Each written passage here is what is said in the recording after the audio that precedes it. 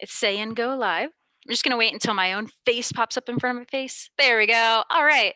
So, my friends, should be up and live just a couple minutes behind schedule, but it's totally fine. So I am Becky Schnekser. I'm the lower school science specialist at Cape Henry Collegiate in Virginia Beach, Virginia, and I've assembled a bunch of my edu friends from different places around the United States in different subjects, areas, and in different levels of school. So some elementary, some middle, some upper school, and we even have an awesome teacher and administrator on the line. And we're just going to share with you guys really simple things to take back to your classrooms tomorrow. Well, tomorrow's Saturday, so that's totally fine. We're going to talk about Monday, but we just want to take some time right now while we're all overwhelmed, transitioning to remote learning, but to just take a step back, take a couple breaths, and share some inspiration from you. So I'm going to introduce all of my friends to you.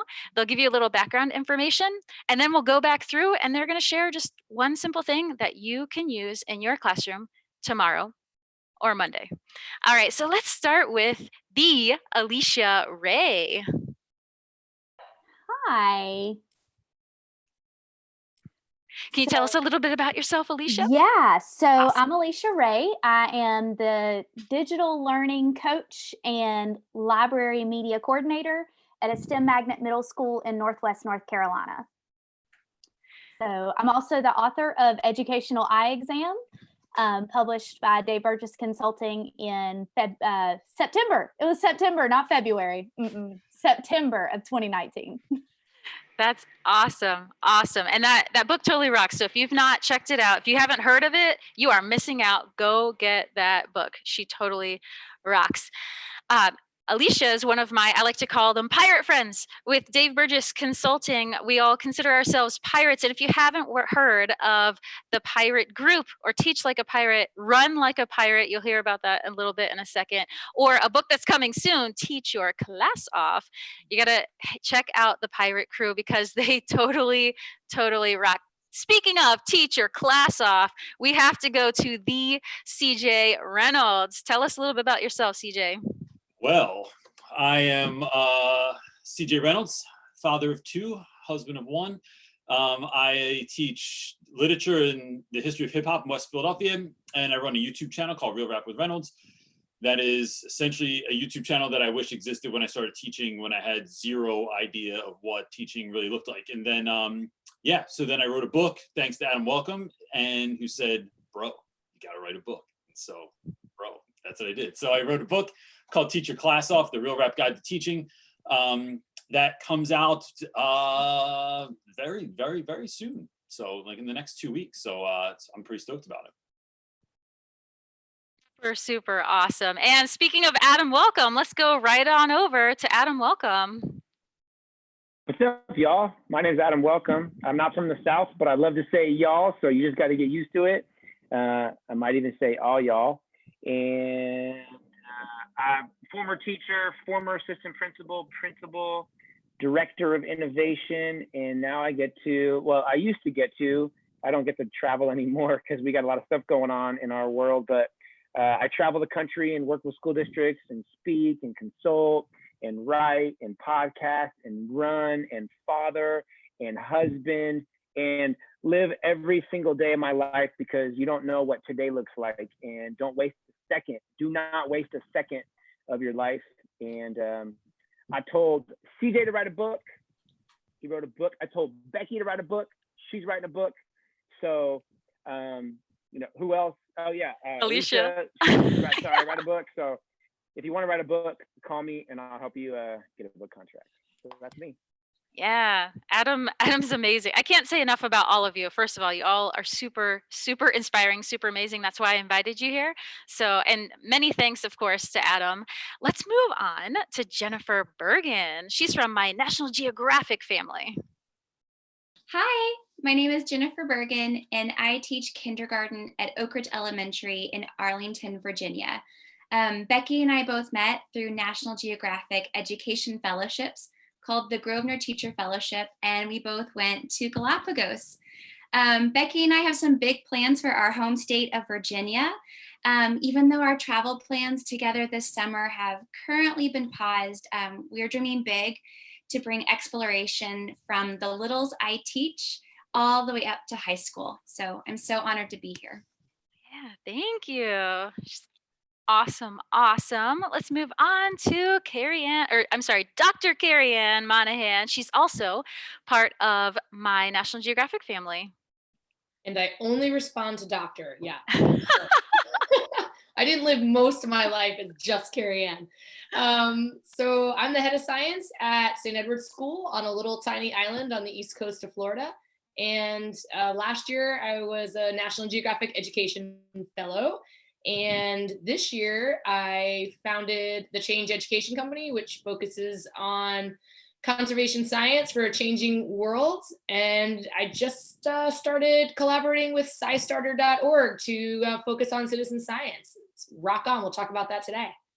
Awesome, thank you. And last but not least, we have Dan Kinser, also part of my National Geographic family. Aloha, everybody. Can you guys hear me? Yeah. Connection's a little spotty in Hawaii. I'm Dan Kinser. I live in Honolulu, calling in from Hawaii, where I'm staying at home. And with my family, got 2 little ones and my wife here with me. And yeah, really excited to be here today. I'm in the process of launching Pacific Blue Studios. So it's a ocean-focused, sustainability, resilience-focused innovation studio for teenagers, for youth. We're growing the seed of that here in Hawaii and hopefully sharing that with the Pacific and the rest of the world. So excited to share more about that. And yeah, really thankful to be here. Awesome, awesome. I chose all of you guys. I didn't tell you why, but I chose all of you. I'm going to say it publicly right here, live on YouTube. I handpicked these educators because they personally motivate me. They inspire me every single day. If there's ever a time where I'm like, what should I do next? What do I need to do? These are the friends that I turn to. I send them a text, send them a silly video, jump on Twitter, Instagram, YouTube, and I look to see what they're up to. I get advice and I get motivated again and inspired again. So I thought, who better in this crazy time that we're living in? We're switching to remote learning. The education world is kind of flipping a little bit for us. Who better to turn to than my friends? So they're going to share with you, each of them, just one simple idea that you can quickly turn around and use in any educational arena that you are involved in. So let's do this. I'm gonna switch it up on you. So it's not going to be a predictable order. So I'm going to put them on the spot here. Let's go. Let's go first with Dr. Kerryane Monahan. Why don't you take it away for us? Oh, all righty. Well, so yeah, I brought 2 ideas, and I'm going to just share my screen, and hopefully there's no tech glitches when I do this. Everybody seeing red? Yes. Okay, great. So my idea 1, I think right now everyone feels a little topsy-turvy, you and your kids. So I think sometimes creating a little routine and consistency for both yourself and for students can be a little bit soothing and calming when seas are a little bit wavy or choppy. So one of the things, oh my goodness, I see a typo on my own PowerPoint. So one of the things that I created for myself was I realized very quickly I needed a personal template, not a template, but a template. And so I kind of thought about what I wanted my weeks to look like. And I decided that I really wanted to focus on discrete learning activities. And I'm teaching in the 9 through 12 grade band across life and environmental sciences from on level to advanced. So I have a variety of students that I work with. And I really felt like since I'm not with them all the time, that I wanted them to feel like in control of what they were doing each day and having a good sense of what they needed to start and when it was done. And so I decided for myself to create a little template where basically I do 5 things every week. I find a reading, I find a watching, so something to watch, something to listen to. There's so many awesome podcasts out there. And sometimes the kids are the ones that turn me on to them. Something to write in some way, and then something that's a doing or a making. And each one of these things happens pretty much on a separate day.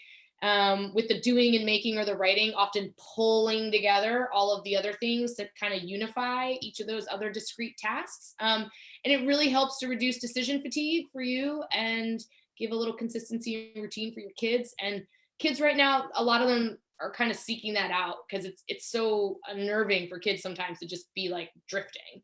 And of course, you can always replace any one of those things, and it's not like, oh no, you know. So if you find something that's amazing and doesn't quite fit in there, you want to do 2 watchings or 2 readings, that's okay. No big deal, but not changing it up too much every week.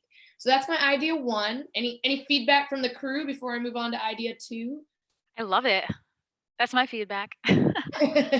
Kerryane, I love it too. I love how you're so explicitly engaging all the senses, right? Including the sort of intellectual senses and making sure that it's not a static experience for the kids each week, right? Like they're not just sitting and doing the same thing over and over. It's the same set of things, but it's like a lot more holistic. So I love that about it. So you touched on, I wasn't going to bring up the neuroscience because I figure like I nerd out as a neuroscientist, but yeah, that's exactly what's happening there, is trying to tap into all the different kind of mechanisms in ways that your brain circuitry starts to store information and uses it in multiple ways. So yeah, you caught me. Guilty. Yeah, for sure. I really like the fact that you did like doing and making. And so I love the fact that that doesn't require digital tools. I think that when we think about this remote distance learning thing, we automatically equate it to something digital. And it doesn't have to be like that. They can make or do, snap a picture and send to you. And so I love that you add in making and doing. And if I were using the same template, I think I would really almost require of myself that my doing and making, I would make sure that I had an option every single time for complete hands-on, nothing digital for that one at all. So kids can get in and get dirty with it. I like it. I love that. And I totally agree. And like pretty much all of those things don't necessarily require technology. The majority of the technology I'm using is only in the delivery of the assignments. And of course, there's some great internet stuff, right? And some kids can just click right through. But sometimes my watching is actually something that's on TV. So it might be something that's scheduled on PBS, which is really accessible to a large swath of people. Even without cable, a lot of places will get PBS. So there's a lot of ways to create more accessibility, which I think is important right now. I think it's really important too that it's simple and it's there's a sense of like each week it's going to be the same thing. And I think that is something that I know my students thrive on, that if I'm not doing the same exact thing every day, like I'm not shaking someone's hand at the door every single period, they peek in and kind of go like, Reynolds, are you all right? Like, why aren't you at the door shaking my hand right now? And so building in that routine, I think is really important, especially right now with students. Wow, I haven't had this, vetted yet by others. So this is a pretty feel good moment right now. This could have gone totally differently. So appreciate the support. Consider it vetted. Right. Or this is awesome. I didn't know it was going to be professional development for me. That's perfect. It's great, yeah. And my second idea is a short and sweet one because it could be a semester-long class. Is citizen science. This is a great time. I don't care if you teach history, if you teach English, if you teach math, if you teach science. There is a citizen science project that connects into every single discipline and across grade bands. It gives students choice because you might potentially be able to open up multiple project ideas to them, like curate, here's 3 projects, choose one that works for your interest or passions. They're often multiple device compatible. So some use phones, some use computers, some can actually be collected on paper and then the teacher can actually input the data on their device. Obviously they can be done at home or in the backyard, which is a great way to get kids a little bit outside right now, just in the backyard, not like places they shouldn't be. And I think that's good too. And for anyone that's standards-based, doing standards-based teaching, or has to document standards in their teaching, nature or science is going to be connected to a lot of these. If they're science-based projects, if they're culture projects, geography projects, history projects, obviously they're going to touch into different standards. But what I love about citizen science right now is that I think kids really want to contribute to society right now. I think they want to feel like they're doing something good in the world. There's so much negative, and I think being able to do some kind of service learning right now during a time of kind of global crisis, I think it can give kids a sense of agency and value.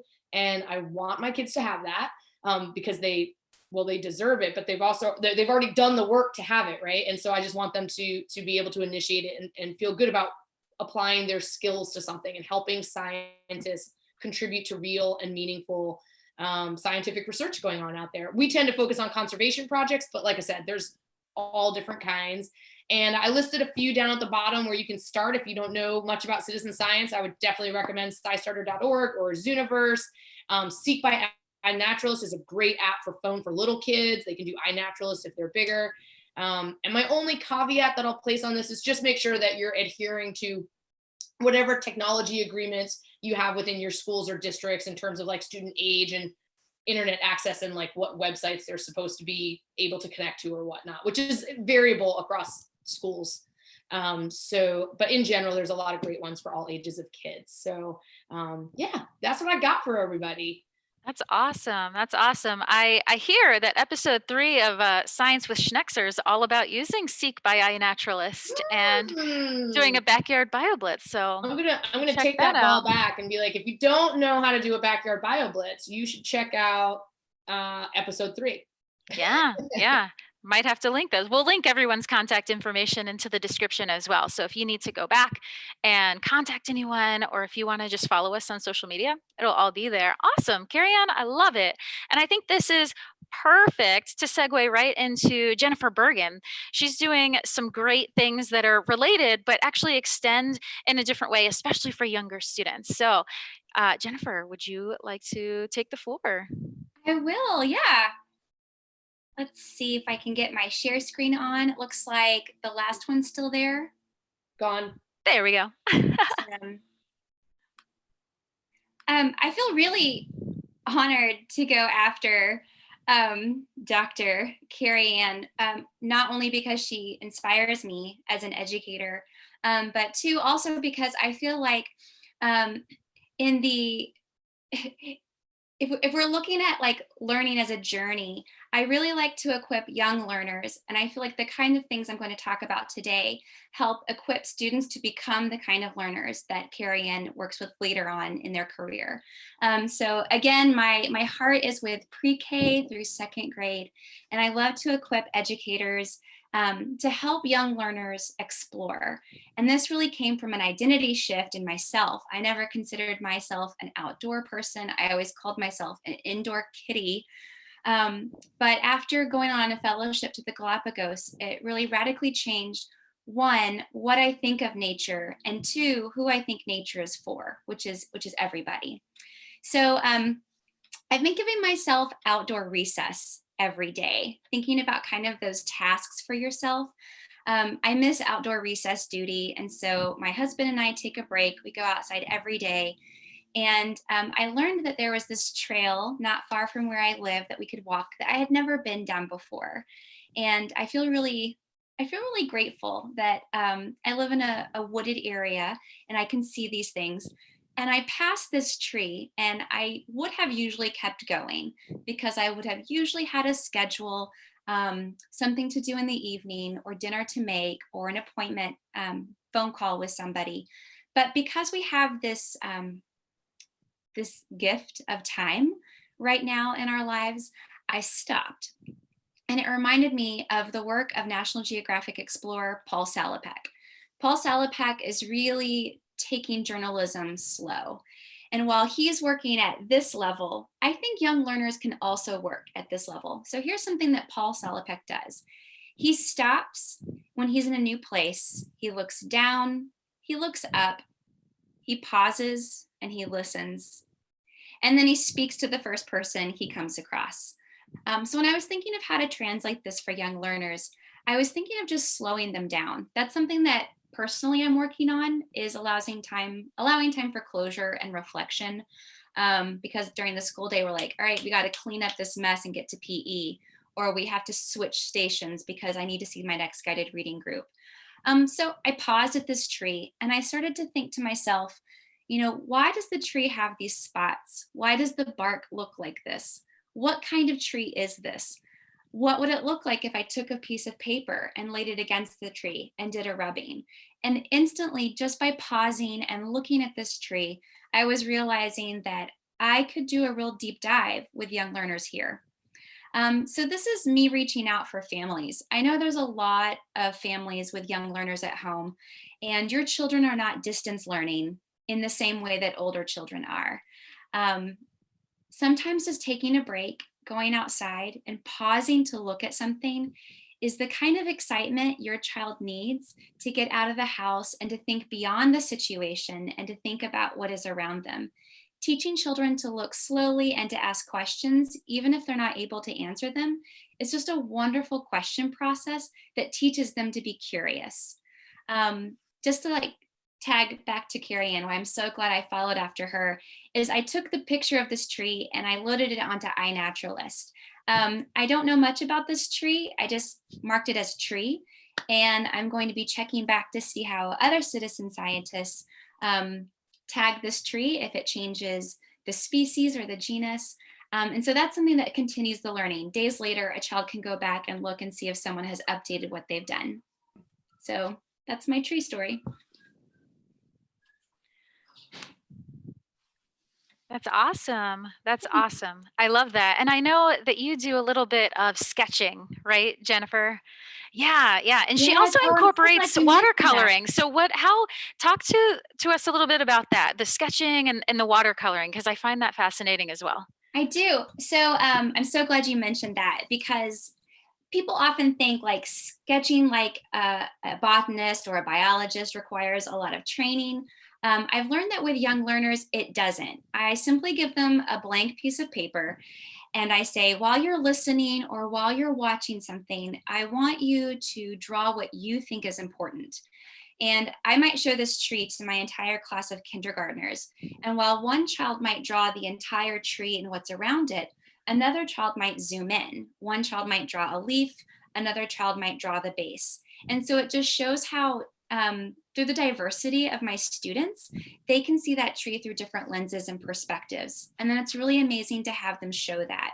Now with families, you might do the same thing. Even if you have a family of 3, if each person in the family draws what they think is important about that tree on their piece of paper from their observation, you can compare it and talk about why each of you is right and none of you is really wrong. Yeah, I love that. I love that. And when I do this with students, which I have one class of kindergarten that I'm doing this with, I can't believe I'm sharing these sketches because they are laughable at best. But I tell them, you just sit and you just write or you just draw, like anything. Like this right here is my favorite part. If you can see it, that's my hand. I swear my hand doesn't actually look like that, but I just show them you don't have to be artists, right? It's looking at scale. How big is that tree? I was looking at some daffodils and how tall they were, and you don't need a whole bunch of equipment to do things like science or nature journaling. It's as simple as, what do you see? What do you hear? What do you notice? And then that sparks a conversation, which I think is it's beautiful. You can go in so many directions. You can incorporate anything into that, or just stay really simple. What did you see? What caught your eye today? So I love that. Thank you. Jennifer? Teaching in high school, I love what Jennifer's doing, because when you get to the life science classroom at the high school level, you're probably going to be doing a significant amount of microscope work.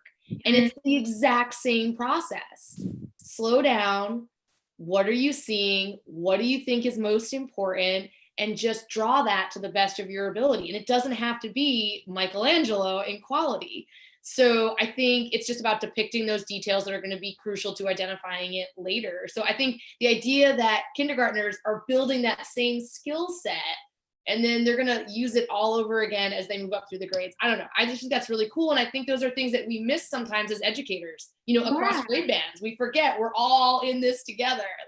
And it's stamina building. I know that before the filming, we were talking about running and about how running doesn't happen overnight. You're building endurance over time. And the same thing comes with observations. I myself have driven down the same road to school every day. But driving it during this pandemic and driving it slowly, things just look different to me now. So taking that time to relook at something and think about how my perspective has changed, I think that can work for young learners as well. So awesome. I would love to switch gears a little bit. We've heard from Kerryane, we've heard from Jennifer. I'd love to hear from CJ. CJ, I can't even introduce you well enough. He blows my mind in so many different ways, and I can't wait for him to share something really small with you that is, I'm sure you're gonna be like, oh man, CJ, that's amazing. Just like we did for you, Jennifer and Kerryane.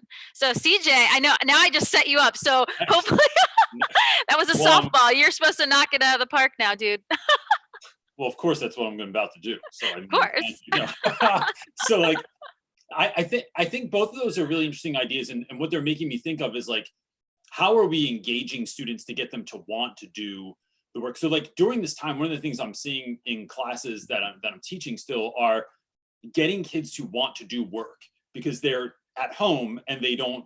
It's like they're on. It's kind of like first year of college, right? When you went to college and that freedom seemed like it was going to be a great idea, but then, you know, that's why you gained 15 pounds and you got your first F in your life because you were like hanging out and like not on point because your mom wasn't there to wake you up.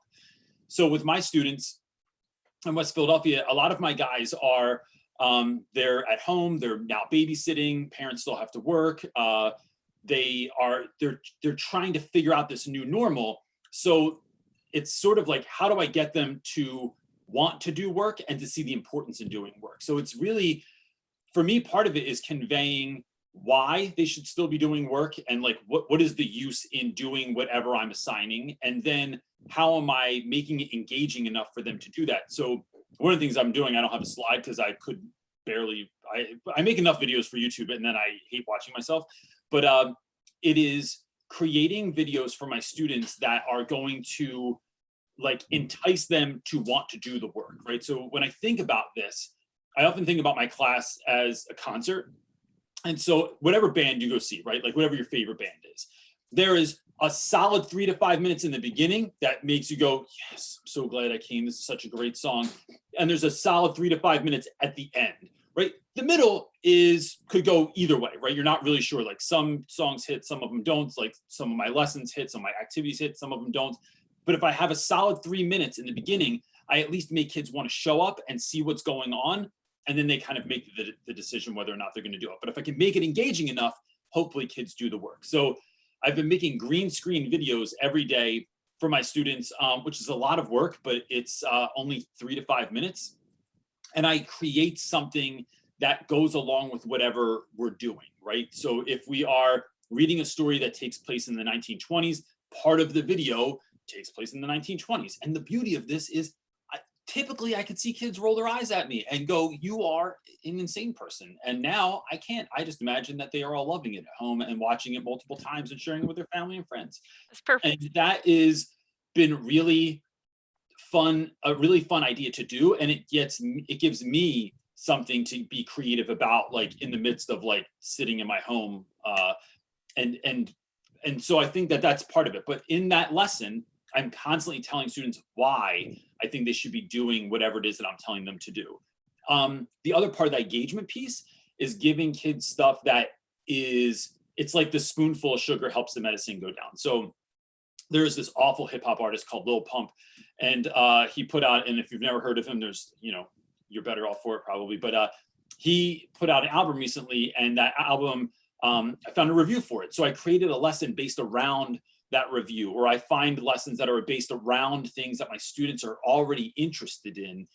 And I think that this is a great time for teachers to be able to go into worlds that their kids are already interested in, and then link biology to that, link algebra to that, link physics to that. But you are, I think a lot of times teachers are often calling students into their world, and we need to have the audacity and the courage to go into our kids' world to see, what are you watching? What are you listening to? What video games are you playing? Like, can I compare physics to Fortnite in some way, shape, or form? Like, I just think that when we can do that, we are showing students that we actually care, and we care enough to launch into your world. And then make some video where Reynolds is talking about Lil Pump, even though I don't, I cannot listen to that, to his music, but that doesn't matter. What matters is that I am trying to be relevant, right? It's not about being cool, but it's about being relevant. I think back to 9th grade me, so I teach 9th grade. And if my teachers had taught the Odyssey through the lens of Star Wars, it would have been a game changer for me. If they taught metaphor and imagery and simile through the lens of Tribe Called Quest, it would have changed my life. Like, I would have actually showed up to listen to what you had to say, and in a different way than I had to. And we have time now to do that. You have time to go watch shows and try things and see what the kids are up to. And that, I think that the other piece of that, the last thing of that, is like, what you're doing in engaging with your students' world is you're showing a level of care. And right now, all the kids that were flying under the radar in school anyway, that you were sort of a life raft for them during the day, they are now still kind of flying under the radar. If you can remember back to the fact that Isaiah really liked Pokemon, or somebody liked Magic Cards, or someone loved, TikTok, or a show like On My Block, and you're tapping into that, I think that lets a kid know that they are not invisible, that thing that they shared with you did not go unheard, that in fact you cared so much that you checked it out during your time off and then you turned it into a lesson. It's a really great move for teachers right now. That's awesome. I love that. I know, mic drop. I love that. I love that. Their relevance is so incredibly important. And I love that you made the distinguishment between, it's not about you being cool or I don't know, trying to be cool, like into what kids are doing, but you're trying to be relevant and understand what's going on in their world and connecting to that. It's not, you don't want to be like everyone's best friend. You want to just know what in the world's going on in their life, and how can you use that to hook them into and to show them that, yes, the Odyssey is relevant. Yes, this event that's happening right now is connected to Minecraft or Fortnite or whatever they're into. Yeah. There is a connection. Make that connection. And you as the educator, sometimes you have to go out of your way and you have to do that. And it makes a huge difference. Yeah. I haven't been cool since 1995. So, that's why I bring that up. I was never cool. So I just go with the uncool like all the time. So CJ, like you just like put something in my brain that I hadn't been able to conceptualize. I had this remarkable professor in college who started every class by playing a song from the time period he taught about. Awesome. And I was like, I remember thinking, like, I can't do this for all the lessons I teach, find a song, but it wasn't about finding a song. It was that first 3 minutes where he hooked us. And so I love that you're getting me to think about, like, what's something that I can do that brings children into something that might not be accessible for all learners otherwise. Yeah, that's a great idea. I love that. Or it could be what's behind you, right? It could be that, or it could be a comic that you display. I've been pulling that card a lot with working on Zoom, is just having a nerdy comic that's connected to what we're about to learn. And they come in early and they're like, oh my gosh, what's gonna be on the screen? Oh my gosh, is she gonna wear a costume today? Oh my gosh, what bad joke is she gonna tell us today? How's she gonna be wearing her hair? Like, because those are little teeny tiny things that hook them for the first 3 minutes, and they're like, what? Okay, yeah, let's talk about, I don't know, grubs that you just found in your backyard and you're putting a microscope and you see their hairs all in our face now and it looks like a monster. And how does that connect again to something that they're doing? It's amazing. I love that. Yeah, I think, and I would say don't have the kids pick the song. In education, Ooh. I'm sorry, I don't know if I was talking, I can't see everyone right now, so I apologize if I talked over someone. But for students that don't see value in education, right, or don't see value in themselves, if we can trick them into learning sometimes where you're doing something else. So like that engagement piece in my class every day only happens for the beginning of class. If you showed up to traditional class late, you missed it. And it's like, and that becomes a reason to show up on time. And I really think that that's worth it. But now we can do that, and kids can, even if they're showing up to see what I put on that day, and then you're like, all right, well, I'm already here. Like, I might as well do the work. Like that's, so at high school level, like that's kind of the battle I'm dealing with is, bro, I'll do anything I have to do. Like I have zero shame anyway in life. And now it's just compounded by the fact that I can't see you make faces at me, and we're just going to go 100 on this. So That's awesome. Adam, you were adding something in there. What were you suggesting? I would say have the kids pick the song. Student DJs, I think is super fun, especially if it's, going back to the 80s or 90s. I mean, gosh, with like iTunes and Amazon Music, it's so stinking easy to find music than it was like 20 years ago. You had to buy the record or the tape. So give them an assignment. That's going to entice kids to do a little pre-work and then be at class to show up, because they're going to be scratching the turntables and playing music for the class. Yeah, that's awesome. Super cool. Let's shift a little bit. I'm thinking that we should go to Alicia Ray. What do you think, Alicia? Woo woo, yay. Yeah. So actually, I had something completely different, and then CJ made me totally change my mind. So that's one of the things I love about conversations. Beautiful. Yeah. So I think my thing is, we're all using something like Zoom or Google Meet, or, it seems like from what I'm hearing, there are so many different video platforms that we can use. And then I know that, like in my situation, teachers are like, I really don't want to be on camera. Don't put that camera on me. I don't want to be in a Google Meet, because I don't want the kids to see my face. They see our faces every day. It's not that big of a deal. All these odd idiosyncrasies that we have that we're just picking up when we see on camera, the kids have already picked up on it. If I say 100 times in class, they already know that. So I think that my big thing right now, like my big takeaway just from this conversation, like I said, it's completely different from what I was thinking to begin with, is as teachers, we kind of need to get over this fear of the camera, because our kids don't want to see a video from somebody else right now. Our kids want to see our faces. They're comfortable with us. And so, sure, go find this really cool video that was made by this really great platform, but learn what it says, recreate it with your own face. And then the kids, I think, you've got them like that anyway, because they're like, oh my gosh, Miss Ray, and so it's almost like a pet peeve right now. Like, I don't want to see myself on camera. I don't like the way I sound. Well, none of us like the way we sound. We're just not used to hearing it. So just, go and make these videos for them anyway. And if you look a fool, great. They're more likely to want to watch it anyway if they think you're going to look a fool. So I think that's kind of my big takeaway for me, and maybe that'll be a takeaway for others right now. Yeah, that's awesome. And that is such an important thing to point out. They want you. They don't care if you're using Zoom or Skype or Google Hangouts or whatever you're using. Nobody cares. The academics does not matter now. You matter. And that was something that I'm hoping that the entire world takes away a couple things from this experience. One, we good educators cannot be replaced by any technology thing ever.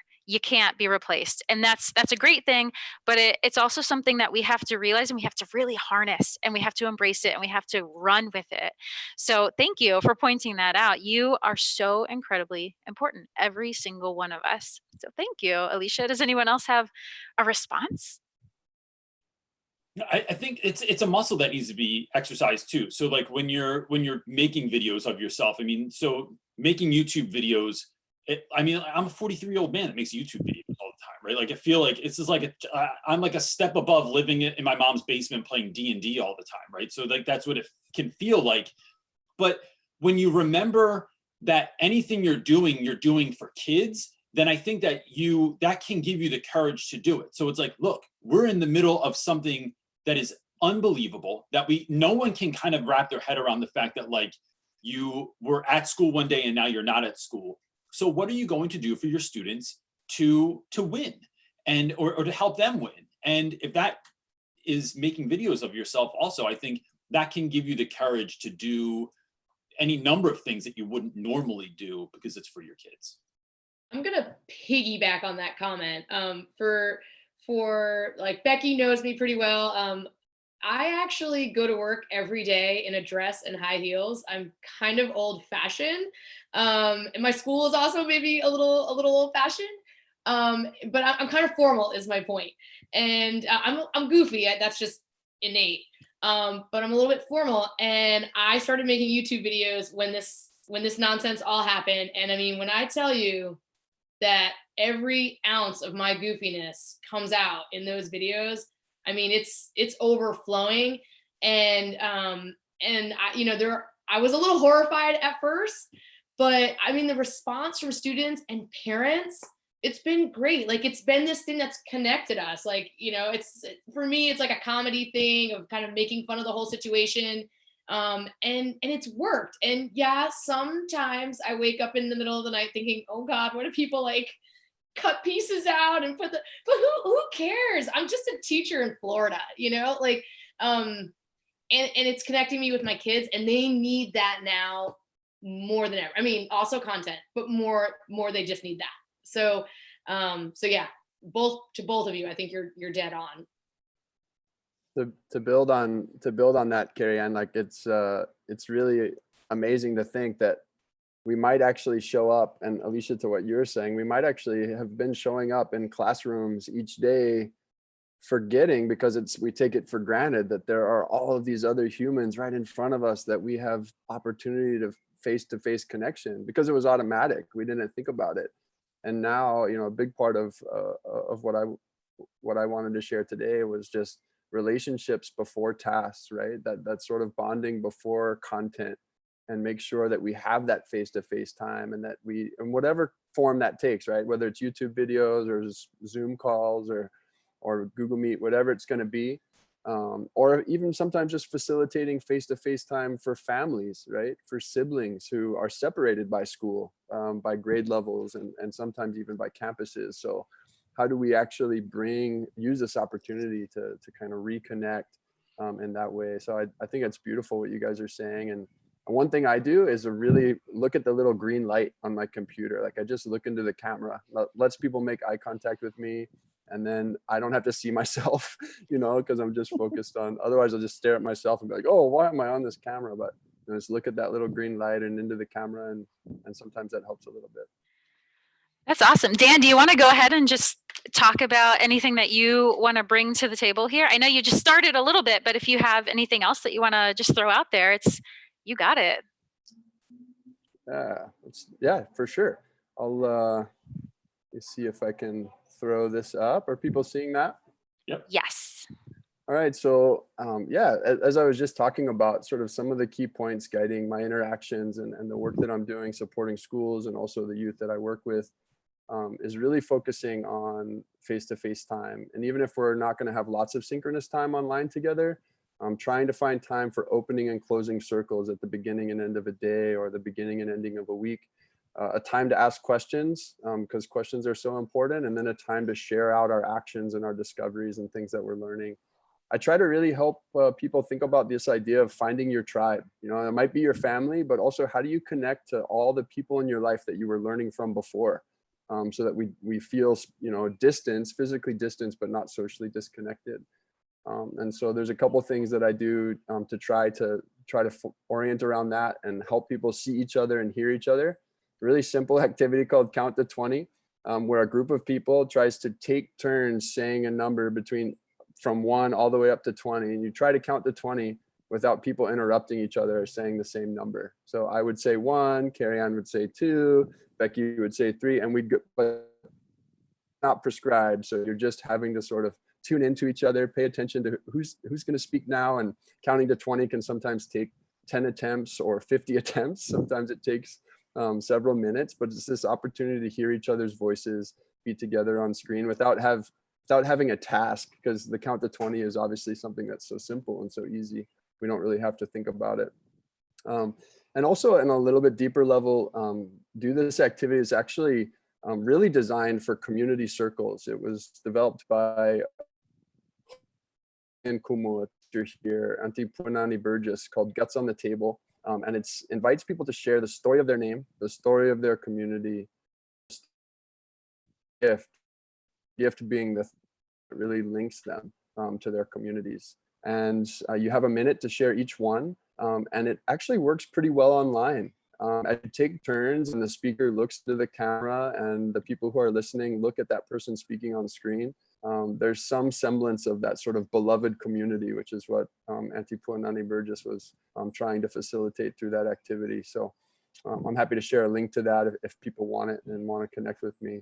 And also in this time, just really think about how to reconnect with community, place, and nature. You know, I study and practice biomimicry, so innovation and design inspired by nature. I do a lot of work in conservation. I love the stuff, Kerryane, you're talking about citizen science. I'm a big fan. I think we need to still engage young people in exploring their world, even if it feels like they're stuck inside, you know, their property, their house. Because to be honest, they were stuck in classrooms before for a lot of the day. So, you know, we can still find ways to try to connect them that then feed what we do once we're through this pandemic.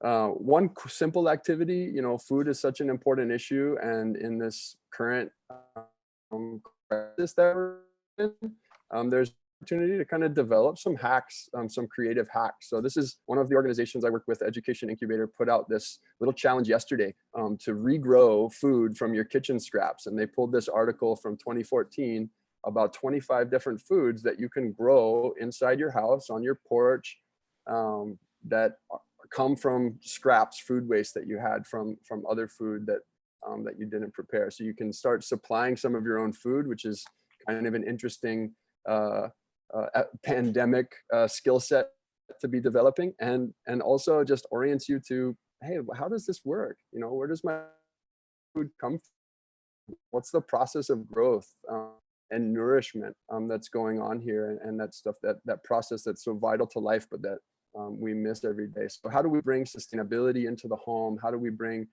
nature, and how do we bring these sort of vital processes into the home? So Education Incubator, you can check that out. They're doing some great work, and I thought that daily challenge was really cool. This is from the Biomimicry Institute. I know there's a lot of stuff coming out and it can feel kind of overwhelming, but as Jebu was talking, as Jennifer was talking, I really just thought about what are the different ways we can step out into nature, even from inside if we have to, and really notice what's going on. So you can find this at 30 Days of Reconnection at Biomimicry Institute. There's some stuff on nature journaling there. Also lots of other cool nature-inspired activities to help us reconnect with nature. I won't talk too much about this. I'll be quiet now, but this is using Survey 123 as a way to connect a place. So it's a mapping tool that Esri provides to schools for free. So if your school doesn't already have an account, I encourage you to ask the person who's in charge, especially during this time of virtual learning. I think maps can sort of bring us back into place in some really interesting ways. And I really like this tool because it's really easy for students to create surveys, which look a lot like Google Forms. You can see them on the screen. Really easy for teachers to create surveys and then project the answers to the various questions they're asking onto maps. And yeah, super user-friendly and easy to use. So that's just another quick tip. That's my email if anyone's interested, and through all my social accounts up there. But yeah, really thankful to be here learning with you guys today. Yeah, awesome, Dan. Thank you. That's great. I know, and we've been writing in the chat, we want to know about the regrowing foods. So absolutely, we're going to need that information. We'll put it in the description of this video, and then of course everybody in this live feed wants to know. So you can't get away without sharing that. So thank you. That was super awesome. Let's round it out. Let's go over to the Adam. Welcome. What's up, y'all? All right, I got two things to share. I'm not a teacher right now. I don't have my own class, but there's two things that I've been doing a lot of for myself and with my own children at home. And one has been going on, and one honestly came to me this morning. I was on my morning run, and I was listening to a podcast about breathing. And I've known for a long time that breathing and breath is just so powerful and so important, and so many people don't harness the power of breathing. So I'm going to share my screen, and I'm not sharing my screen. Wait. Okay, I can't share my screen. I'm gonna forget it. James Nestor. He was on this podcast, one of the REI podcasts, Mr. James Nestor. He lives in San Francisco. And, you know, you take a 5-second breath in through your nose, you take a 5-second breath out of your nose. And I tried to run the entire 16 miles this morning that I ran, just breathing in my nose, because there's like proven science that you actually get more oxygen to your body and to your blood with breath and breathing through your nose. So that's the first one. And the second one is yoga. I'm a new yoga person and my yoga studio is closed, so I can't go, but yoga with Adrienne is absolutely amazing. Go to her YouTube channel. She's got yoga for kids, yoga for teachers, yoga for adults. Breathe and stretch, and you're going to feel better. That's what I got. That's awesome. It's so important to breathe. That is, both of those are super important. We often think, or we don't think of ourselves and taking care of ourselves. We think about giving, whether it's as educators or as a family member or a community member. It's so important. And I also recently, we connected about doing yoga. And now that we have this gift of time, like Jennifer was talking about earlier, I've really capitalized on the opportunity to practice more yoga. And it's made a huge difference in the way that I carry myself, and the way that I'm reflecting right now, and making it a point to also breathe, like you were saying. So that's amazing. That's super. And I saw everybody was nodding too when you were talking about yoga. I think that's a common. I'm sitting up a little bit straighter and breathing more deeply just from hearing Adam talk about that. If you're teaching synchronously in a virtual classroom, when my kids first get on, I only see them once a week for each class. We tend to get a little excited and we're immediately like storytelling. And I encourage that for the first, like honestly, maybe a little too long, but a little bit of time. But a great way to segue from that relationship building time into the content is to say, okay, everybody, all together, in through the nose. And we like to lion mouth, because like, who doesn't like to lion mouth? And then it's out through the mouth, in through the nose. Sorry, Adam. I don't want to violate the in the nose, out the nose. But it's a great segue for kids. And I think it's good for them, right? Get all that oxygen up to their brain before they start the hard learning. So I think what Dan and Adam are both bringing to this also is this idea of, these are like accessible things for parents too. Like there's a reason parents send their kids to us, because it is like, we're professional educators, right? And all of a sudden parents have gone from being parents to like, oh no, I have to like teach my kid like times tables or science. And it's like, I know sometimes when my 12-year-old comes home from stuff, I'm like, I got to go look it up, because they don't do it the same that they did when I was a kid. But, growing food from kitchen scraps is something that parents could go, I could do that. Like, this is accessible for me too. So they're partnering with their kids, or doing yoga, or talking about the benefits of doing yoga. And I think that is stuff that is really encouraging for parents too. And they don't feel like they have to go back to school while they're still working, while their kids are eating 27 snacks a day like my kids are doing all of a sudden, because it's like, how did you survive without 27 snacks every day before this pandemic? And it's something that's accessible for them and exciting. Yeah, I mean, I teach a variety of families. We are beautifully diverse. And I've had families who come from another country, who are struggling, or who are here because they're diplomats, to families who have always lived in Arlington, to families who are just here for a bit because of the military. But they all ask the same thing: what can I do that's best for my students? Talk to them and narrate why you're doing things. There's so much that we take for granted as grown-ups. And so children think that we're just perfect, that we've always been this way, but it's a process, so why are we wiping down the counters so much? And just, talking about these things, not just doing it, but explaining to kids, really helps them metacognate and understand what we're doing. I love that so much. I love what everyone said today. I feel like Kerryane mentioned in the beginning, it's just been such great professional development and personal development for me to connect with all of you and anyone else out there who's watching. And I love this because I hope that these lessons we're learning about relationship and lessons we're learning about time, and that we don't think those are just for this crisis moment, right? These are things that, we're going to have to go back to commutes, and some scheduling is going to be forced on us for sure. But How, like, connecting with our families in this way, connecting with our students in this way, taking time to do this work of actually focusing in on what is essential, right? This whole question of what's essential in this time is such a fascinating thing, because we realize, I realize at least, that so much of what I maybe thought was essential was kind of missing the point and missing the target. And so I'm glad for this opportunity to think about all of that with you guys. Yeah, like I love that you say that, because one of the things that has really resonated with me throughout this entire experience was just this quote that I saw. It's been circulating everywhere, but it was something like, when we get ready to sit down and go back to the new norm, or when we go back to normal, we really need to evaluate what is the parts of normal that's so important for us to go back to. And so I think as teachers, that's something we need to think about as educators. What is it that now we've found that we might have done in our classroom that really wasn't that important? And what is it in the classroom that is important? And I think we would all agree is the relationships that we have with kids. And it sounds so cliche in so many different ways, because that's what you hear all the time. But that really, I mean, that's all that this is. I mean, we relationship build, and then we give a little bit of content here and there. And then we relationship build some more, and then a little bit more content. So I just think it's really important that we think about what pieces of this experience we want to take as we move forward, as well as what pieces of this experience what things can we leave behind?